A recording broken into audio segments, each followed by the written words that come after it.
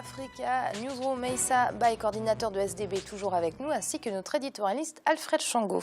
Et puis, très bonne nouvelle pour le continent africain, puisqu'en Éthiopie, 60% de la population a désormais accès à l'eau potable. Le pays vient donc d'atteindre un autre OMD, objectif du millénaire pour le développement, après ce concernant l'accès à l'éducation, la mortalité infantile, mais aussi la mortalité maternelle. Ibra Khadindiaï.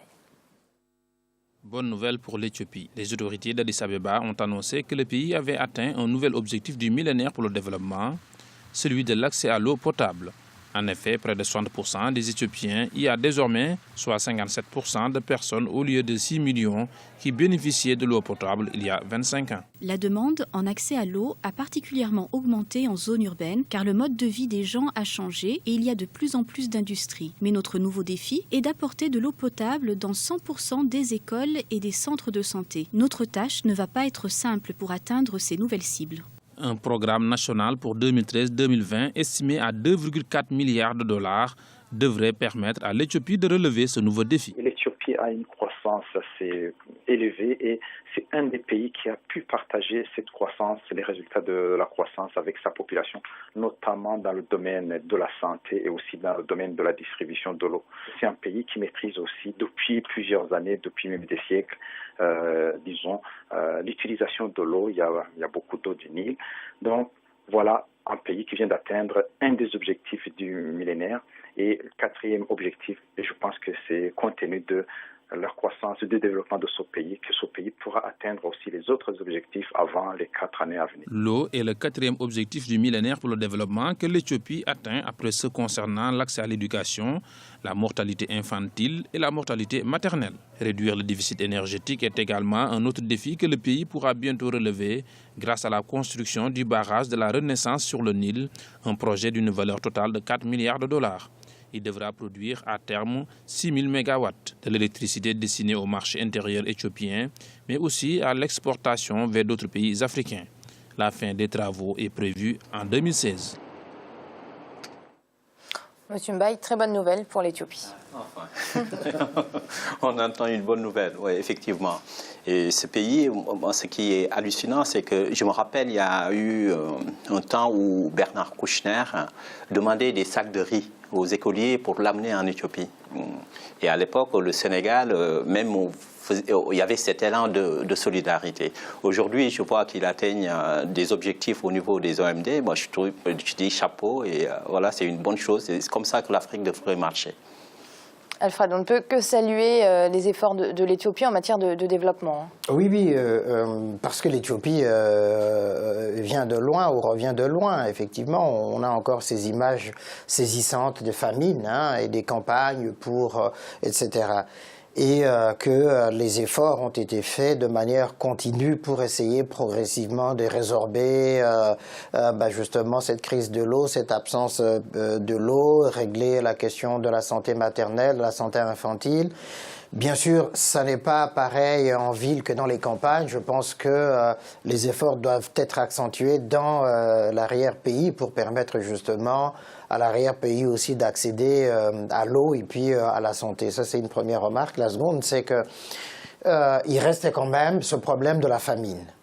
Qui est presque endémique en Éthiopie, avec des inégalités d'un coin à l'autre.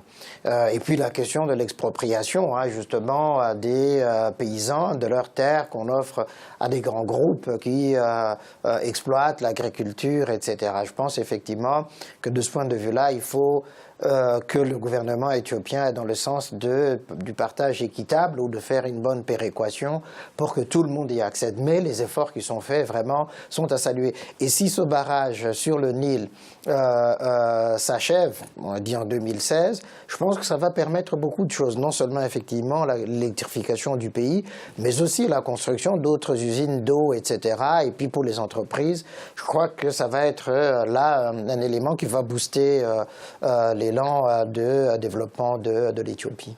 Monsieur Mbaye, on l'a dit, un pas de plus vers la réduction de la pauvreté dans le pays, mais les efforts restent encore nombreux. Ah oui, il y a beaucoup d'efforts encore à faire, effectivement, pour essayer de... pour essayer d'aider un peu l'arrière-pays, effectivement. Et puis, il y a aussi un truc à contrôler, c'est des grands groupes viennent et qui essayent de récupérer les terres des paysans. Donc, effectivement, il y a des efforts à faire dans ce sens-là.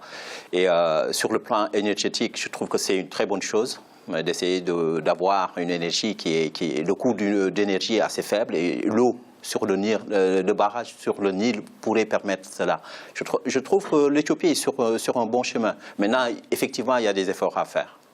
Alors, Alfred, les OMD ont été identifiés en 2000, ils devaient être atteints en 2015, on y est, donc ça risque d'être compliqué. Mais quel bilan dressez-vous ? Alors, moi je dirais que c'est un bilan relatif. Bon, c'est vrai que les objectifs qui ont été fixés, on en a rappelé un certain nombre, hein, la santé, l'éducation, le droit des femmes, exactement, etc. Je pense que la manière de les évaluer n'est pas bonne. En réalité, on a un standard international. On compare des pays qui n'ont rien à voir entre eux. Par exemple, ben voilà, sur la même question de l'éducation, par exemple, la France et l'Éthiopie, ça n'est pas pareil. On devrait évaluer autrement en disant, mais voilà, à partir d'où part tel pays africain, tel continent sur la question de l'éducation. Évaluer les efforts plus que l'objectif. Voilà, exactement, les efforts qui sont faits, qui vont dans le bon sens. Et je pense que pour l'Éthiopie, naturellement, c'est ça c'est cela qui ressort justement quand on dit 60%, c'est pas 100%, mais c'est déjà un effort considérable. Et dans la plupart des pays africains, c'est comme ça les Africains devraient raisonner et ensuite engager vraiment des politiques qui vont dans le sens constant de cette amélioration permanente des conditions de vie, conditions économiques, conditions sociales, conditions d'éducation, sanitaires, etc. Et les prévisions de croissance sont peu encourageantes pour la communauté économique et monétaire des États d'Afrique centrale. Les indicateurs économiques tels que le compte extérieur courant, par exemple, sont déficitaires pour les prévisions de cette année. La diversification de l'économie de la zone CEMAC apparaît comme une solution très urgente. Aimé Makofi. La Banque des États d'Afrique centrale a revu à la baisse ses prévisions de croissance.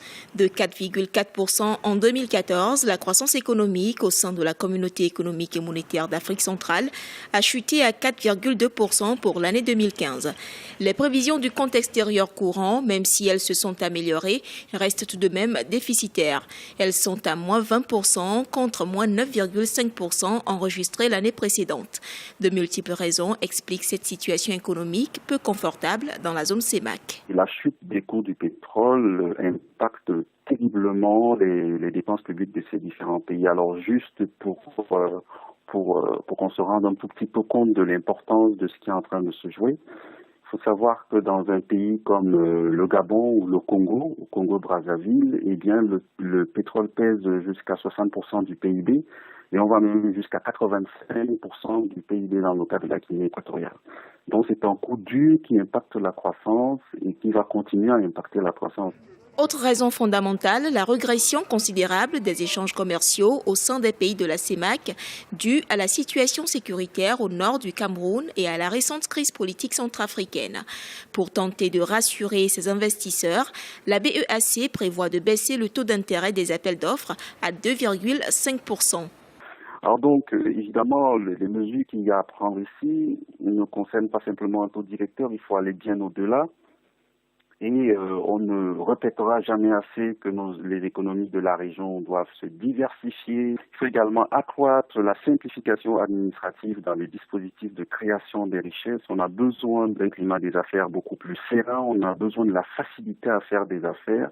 Pour 2015, l'inflation est également revue à la baisse de 2,8%, une baisse relative au ralentissement de la demande intérieure selon la BEAC. Alfred, beaucoup de facteurs expliquent cette contre-performance au niveau de la CEMAC.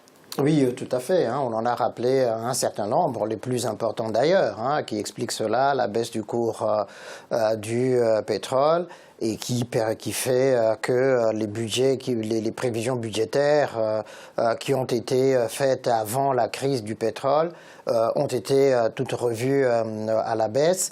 Et puis il y a la question de l'instabilité de l'Afrique centrale avec Boko Haram au nord du Nigeria et puis du Cameroun et puis la crise centrafricaine entre autres. Et puis plus généralement il y a ce climat des affaires qui n'est pas du tout bon en Afrique centrale et dans la zone justement qui est la zone CEAC-CEMAC où on hésite effectivement à ouvrir ce marché entre déjà les pays de la région et donc des réticences, des querelles de leadership qui font effectivement qu'il n'y a pas cette libre circulation des biens et des personnes, des richesses et donc du coup il y a une forme de stagnation.